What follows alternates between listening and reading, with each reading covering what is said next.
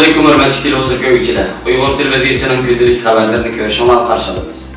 Adı bilan xəbərlərimizin mühim məzmunlarını tanışdırırız. Uyğur kişilik hüquq quruluşu Uyğur məsələsiga çetildiğən barlıq Xitay əməldarları çoxum cəzalanışı kerak dedi.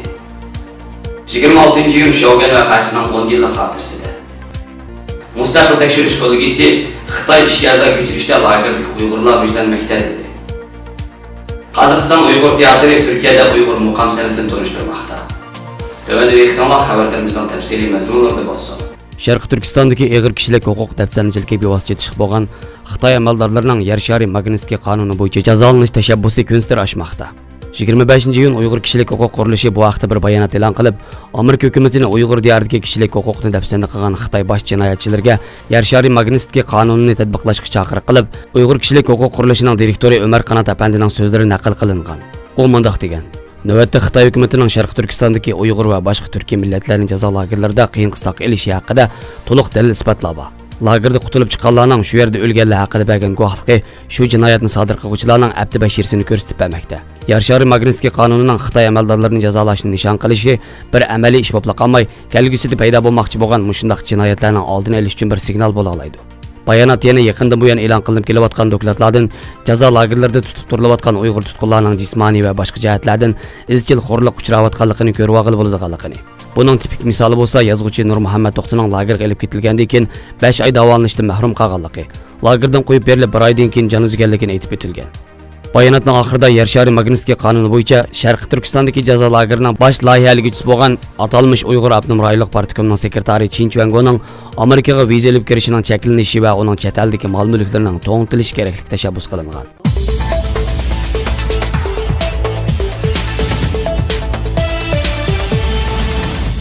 Yıl 25-iyun yarım keçidən 26-iyun günü səhər saat 5-gəcə Guangdong өлkəsi Shaoguan şəhəri Shuri oyunçuq zavodining yataq rayonunda qanlıq vəqa yuz bergan. Bu qanlıq vəqani 10 yıldan bu yan Uyğurlar xatırlab kelməkdə.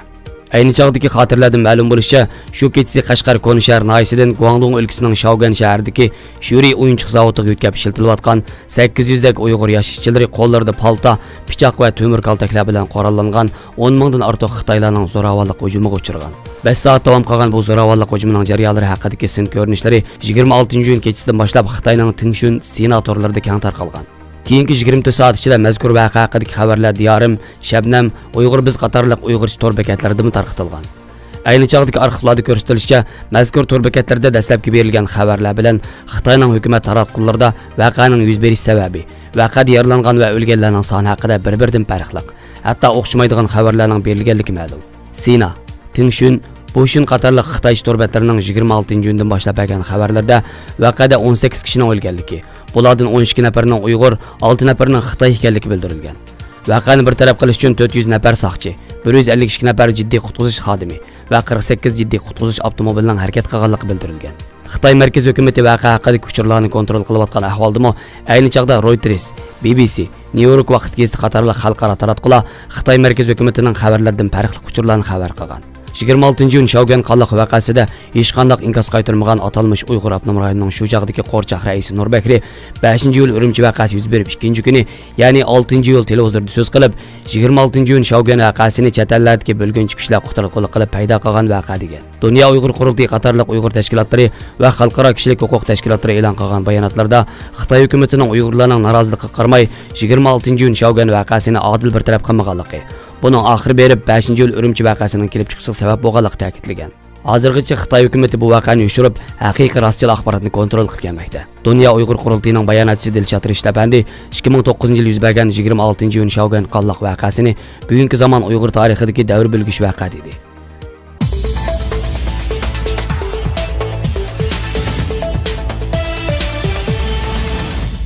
Erkin Asiya radiosi xabarida Xitoy tutqunlarning ishki a'zosini boshqa bemorlarga ko'chirib, zo'r foydaga erishayotganligi xeyli burunli o'ttirg'i qo'yilib kelgan bo'lsa-mu, lekin bu masala hozir qadar xalqaroning yetarli diqqatini qo'zg'amay kelgan. Faqat Londondagi g'ayri-rasmiy xarakterlik bir mustaqil tekshirish kollegiyasining Xitoyning odam ishki a'zolarini ko'chirishda insoniyatga qarshi jinoyat sodir qilayotganligini e'lon qilishi xalqaro taratqularning bu masalaga bo'lgan alohida diqqatini qo'zg'ashga boshladi. Mazkur kollegiyaning yaqinda e'lon qilgan 60 betlik dokladida Xitoy Falun Gongchilarning ishga a'zosini majburiy elib, ishga a'zo o'tkazishga ehtiyojli bemorlarga setib qolmay, u yana organ bankasi qurib, yig'ib olish lageridagi millionlagan Uyg'ur musulmonlarining ishga a'zolariga yuzlanmoqda ekan.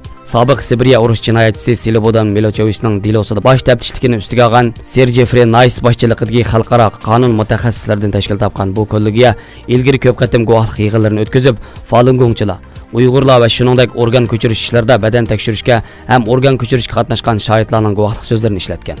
17-iyun kuni chiqqan hukmda Xitoyning navbatda Falun Gongchilarning ishga a'zolarini elayotganligi, shuningdek lagerdagi Uyg'ur tutqunlarga qarata ularning ishga a'zolarini elishdan boshqa hech qanday foydasi bo'lmagan keng ko'lamli badan tekshirishlarni elib borganlik ilgari surilgan. Mustaqil tekshirish kollegiyasining yuqori kesimi faoliyatchi va mutaxassislar Xitoyda ishga a'zo ko'chirishning avj olishi, Uyg'ur rayonida elib berilgan umumiy xalq badan tekshirishi, DNA sonliq ombirining qurilishi, shuningdek Xitoyning 3 milliondan ortiq Uyg'ur va boshqa musulmonlarni yig'ib olish lageriga qamab, bir qism tutqunlarni Xitoyning ichkari o'lkalarga yo'tkishiga bog'layotgan mazgilda chiqarildi.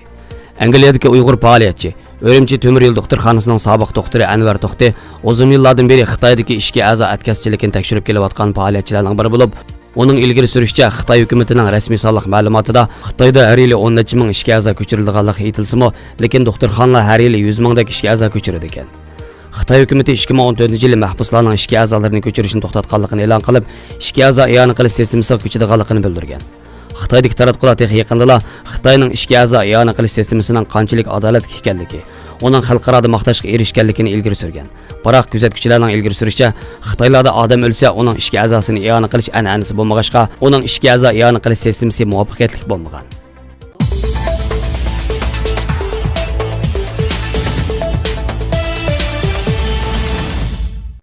Qozog'iston Cumhuriyetlik Uyg'ur teatri Muqamchilar nomli musiqalik teatrni Turkiyaning har qaysi shaharlarida ko'rsatmoqda. Uyg'ur teatrining bir parda 3 ko'rinishlik Muqamchilar nomli musiqalik teatrini 23-24-iyul kunlari Izmirda, 25-iyul Bursada, 26-iyun kuni Istanbuldagi Bayrampaşa rayonlik hukumatning zalida yuqori saviyali konsertlarni o'rinlab, tomoshabinlarning qiziqini olqishga erishdi. Mazkur teatr yana 27-28-iyun kuni Istanbulda ko'rsatiladi. Qozog'iston Cumhuriyetlik Uyg'ur teatri 1934-yili qurilgan bo'lib, 85 yildan beri dunyoning nurg'un joylarida o'yin qo'ygan. 2018-yili 12-oyning oxirida danglik Uyg'ur kompozitori Quddus G'ojamyarov tavalludning 100 yilligini xotirlash munosabati bilan Turkiyaning Anqara, Istanbul va Adana shaharlarida o'yin qo'ygan. Xabarlarimizga ko'ngillilar rahmat. Ko'rishguncha omon bo'linglar. Xayr xo'sh. Alloh qamadi.